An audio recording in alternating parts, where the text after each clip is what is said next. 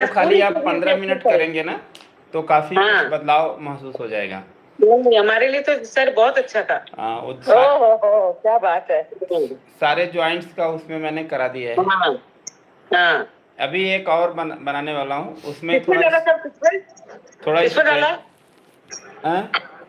किस पे डाला? आपके लिए डाला था।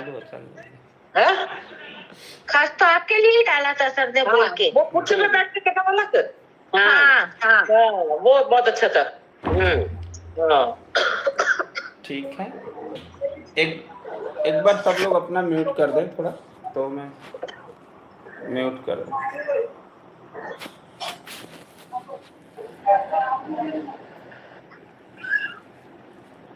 एक मिनट, चल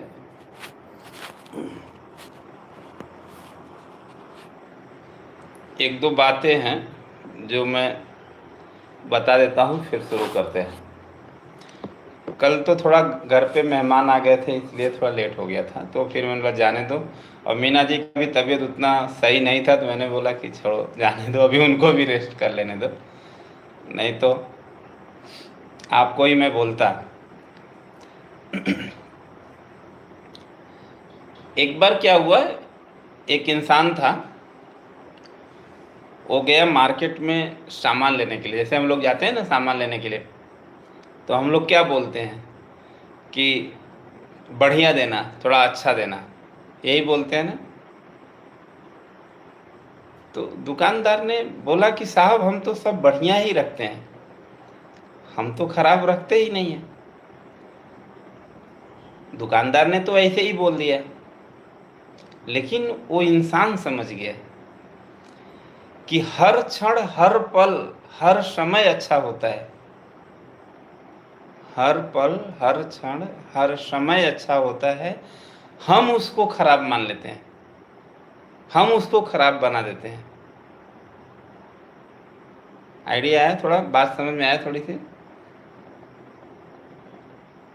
बराबर, मतलब समय, हम समय, जैसे अब मेरे वही समय मेरे लिए खराब है, वही समय। अब बारिश होता है तो किसी के लिए बारिश बहुत अच्छा हो लग रहा है, किसी को बहुत खराब लग रहा है। तो ये बारिश अच्छा लगना या बारिश खराब लगना, ये दूसरे लेयर की काम है, दूसरे लेयर पे है, पसंद नापसंद पे आ जाता है। बारिश होना अच्छी बात है, बराबर। अब हमको पसंद नहीं है बारिश, इसका मतलब ये नहीं कि बारिश खराब है, बारिश अपना काम कर रहा है। ठीक, तो मतलब हमारा जो जीवन होता है ना, उसको हमको हर पल को पकड़ना चाहिए।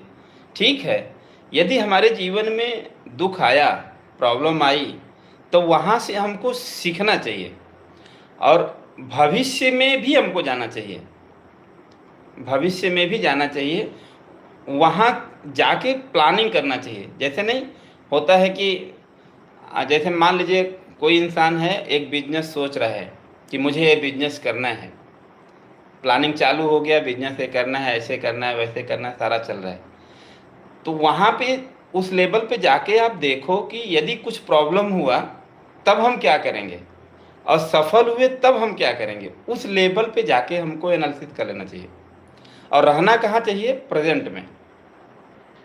रहना कहाँ चाहिए? प्रेजेंट में। यदि आप प्रेजेंट में रह जाते हो और अतीत से सीख लेते हो, भविष्य में जाके जी लेते हो, मतलब कल्पना करके वहाँ जाके सारा एनालिसिस कर लेते हो, तो आपके जीवन में दुख नहीं आएगा। जैसे मान लीजिए हम 70 साल के होंगे, 75 साल के होंगे, एक कल्पना में जाओ आप, वहाँ जाके देखो कि हाथ पैर वीक होंगे, तो तब हम क्या करेंगे? तो उसके लिए तैयारी आज से ही चालू करेंगे, तब जाके जब वर्तमान में काम करेंगे तब जाके हमारा भविष्य बेहतर होगा। और भविष्य बेहतर तब होगा जब भविष्य में जाके उसको जिएंगे।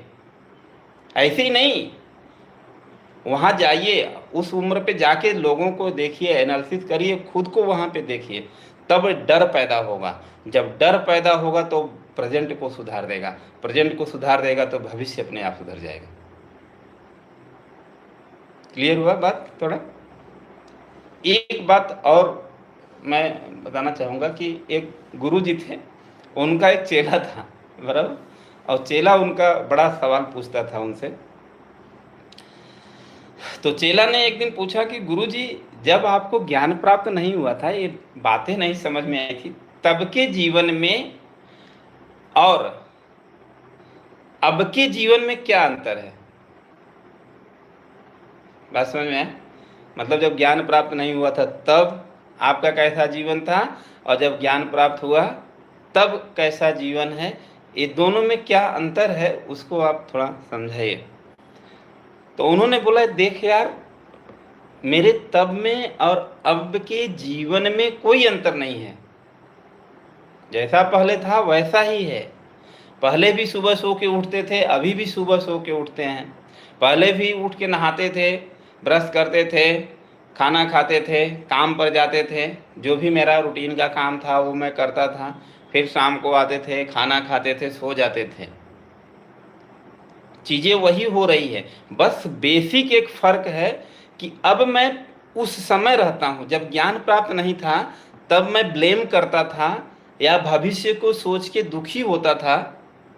अब मैं जब नहाता हूँ तो नहाता हूँ, जब खाता हूँ तो खाता हूँ। यदि खाना खराब भी है तो खराब खाने का आनंद लेता हूँ, अनुभव करता हूँ। अच्छा खाना है तो भी उसका अनुभव करता हूँ, खराब खाना है तो भी अनुभव करता हूँ, नमक कम है तो भी अनुभव करता हूँ, नमक अच्छा है तो भी अनुभव करता हूँ। जब काम करता हूँ तो काम का भी मैं प्रेजेंट में रहता हूँ, काम को भी आनंद के रूप में आनंद लेके करता हूँ, काम का भी मैं मज़ा लेता हूँ। पहले वो काम मुझे बोझ लगता था, अब वो काम मेरे लिए आनंद का कारण बन गया है। अब मैं जो भी काम करता हूँ वहीं पे रह के करता हूँ। पहले उस वहाँ पे नहीं रहते थे, केवल काम करते थे, रहते कहीं और थे। बात क्लियर हो गया? जैसे कोई पढ़ रहा है तो दिमाग से घूम रहा है, घर वाले देख रहे हैं पढ़ रहा है, लेकिन वो तो घूम रहा है। अभी आप लोग घर वाले सोच रहे हैं कि आप ध्यान करने बैठे हो, लेकिन अभी माइंड कहीं चला जाए, किसी ने कुछ बोला है वो याद आ जाए नहीं, या कुछ। तो मतलब वही है कि मन को रोकना है, अपने जगह पे लेके आना है वो, और उसका भरपूर यूज करना है। वहाँ का, उस समय का, उस पल का, उस क्षण का अपने को फ़ायदा उठाना है।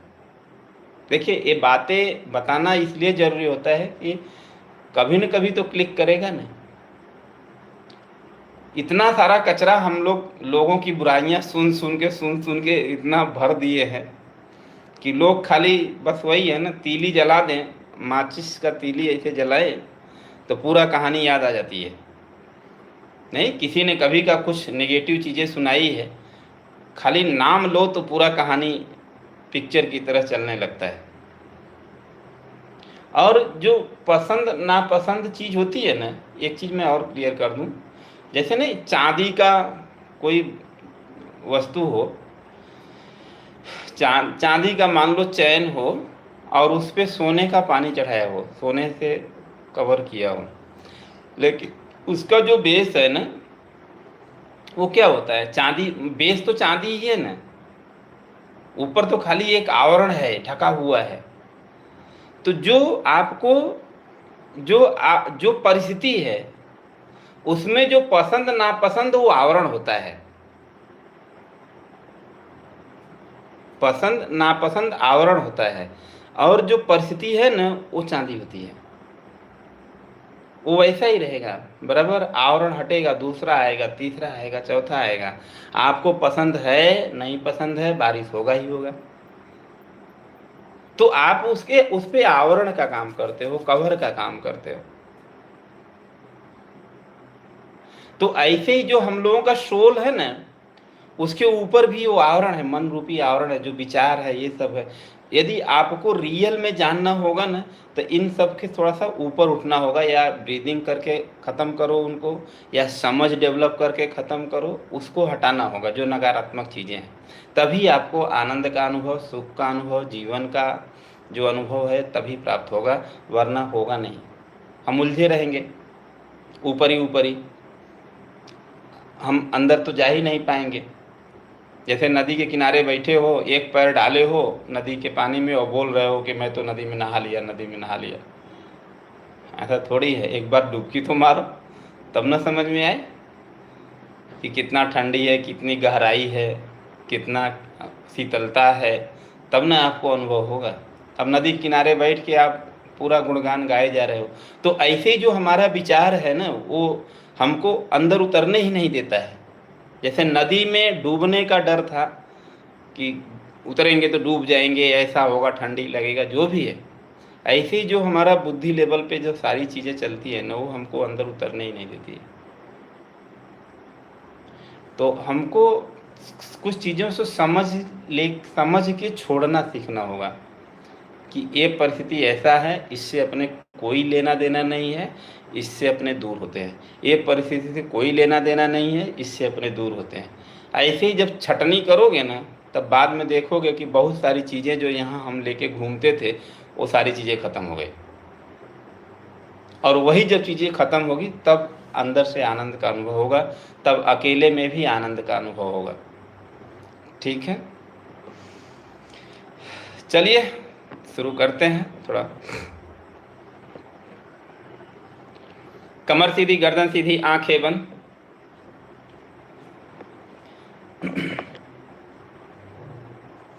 कमर सीधी, गर्दन सीधी, आंखें बंद।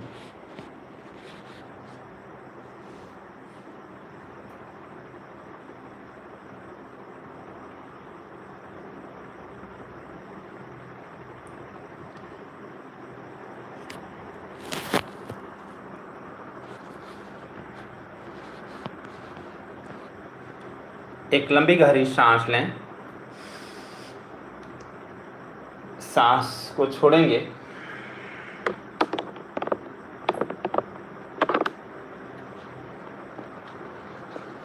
एक बार और गहरी सांस लें, सांस को छोड़ेंगे, स्पाइन सीधी, शोल्डर को ढीला।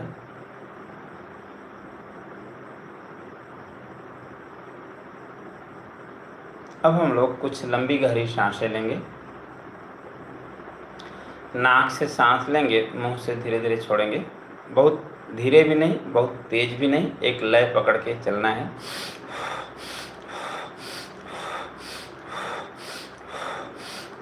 यही वाला फ्लो आपको फॉलो करना है।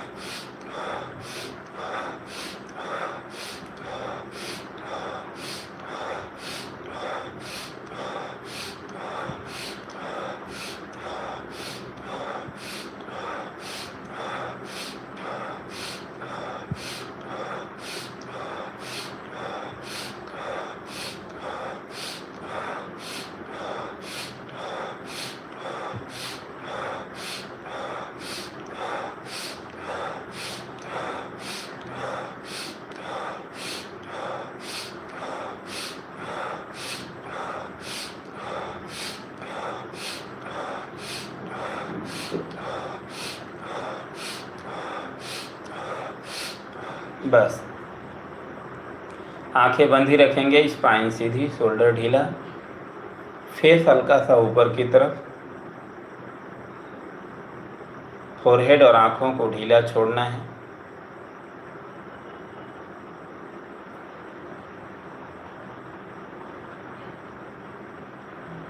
और अनुभव करें कि आपकी सांसें काफ़ी शांत है।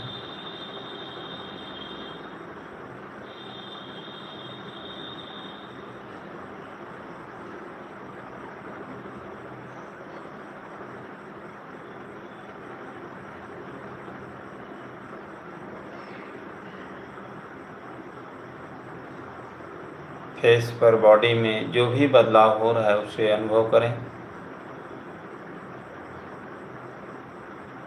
जो भी वाइब्रेशन हो रहा है या सर में भारीपन हो रहा है उसे अनुभव करें।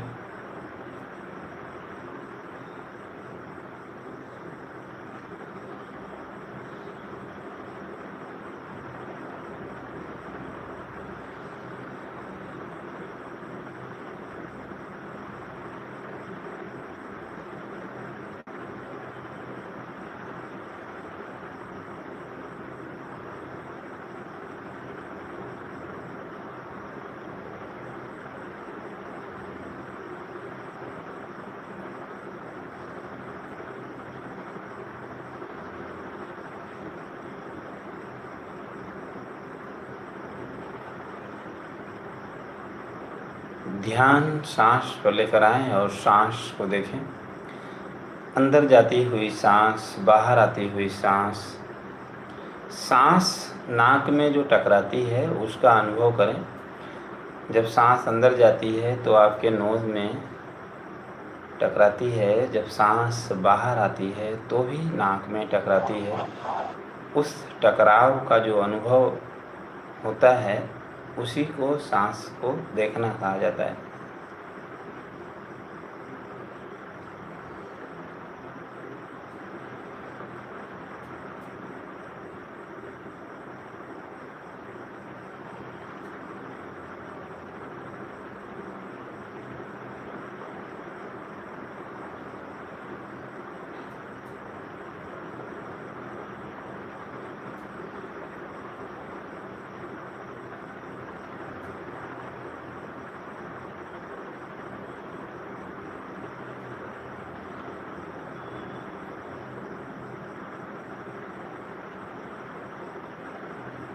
अब हम लोग थोड़ा अनुलोम विलोम करेंगे।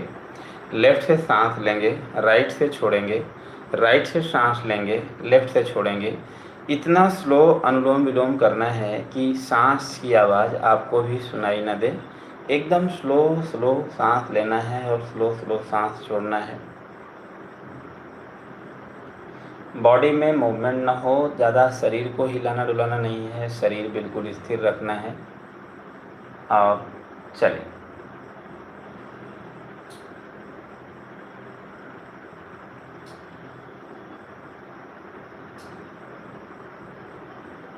सांस की आवाज़ आपको भी सुनाई न दे, इतना स्लो सांस लेना है और स्लो सांस छोड़ना है। और शरीर में भी हलन चलन नहीं होना चाहिए, शरीर को बिल्कुल स्थिर रखना है।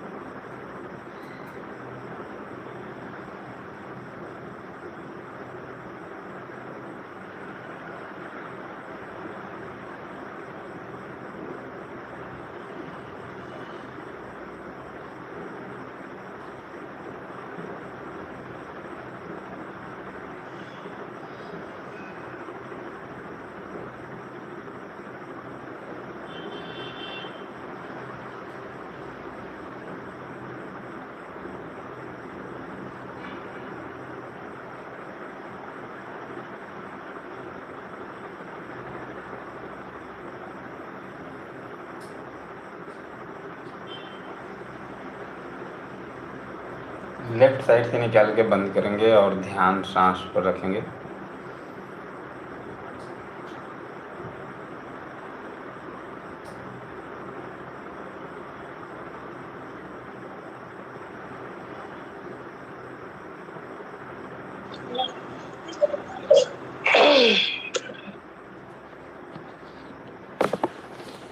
ध्यान सांस पर रखें। अनम्यूट रखो आप, म्यूट मत करो।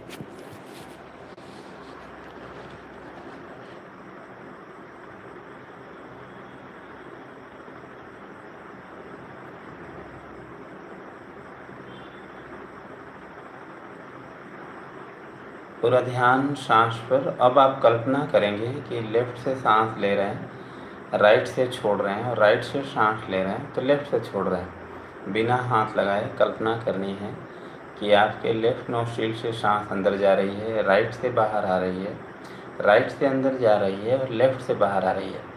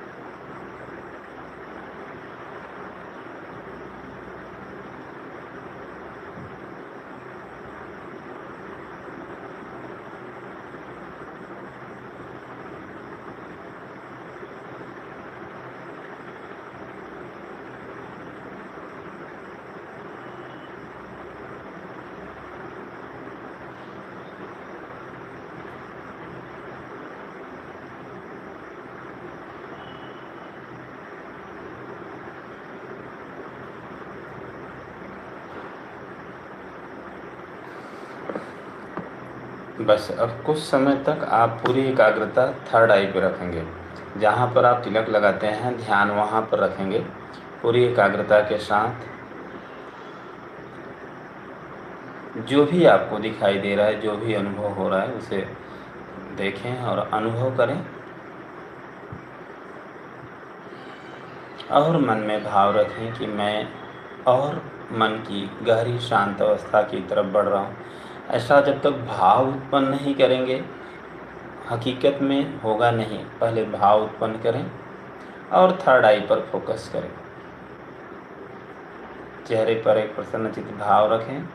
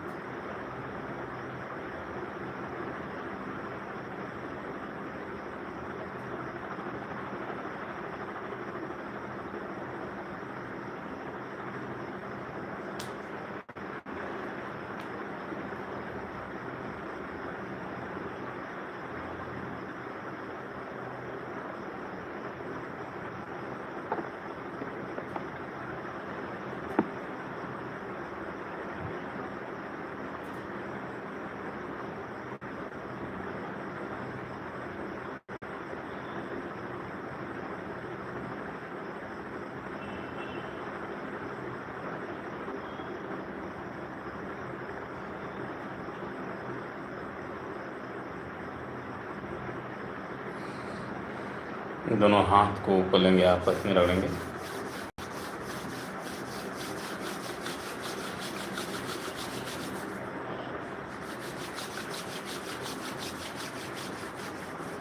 चेहरे पर, सर पर, दोनों हाथों में और पूरे शरीर में। ठीक है, कैसा रहा अनुभव? अच्छा रहा सर, एक्सीलेंट, बढ़िया। बढ़िया ना। हाँ, ऐसे ही डेली आया करो, हो जाएगा अनुभव बढ़िया।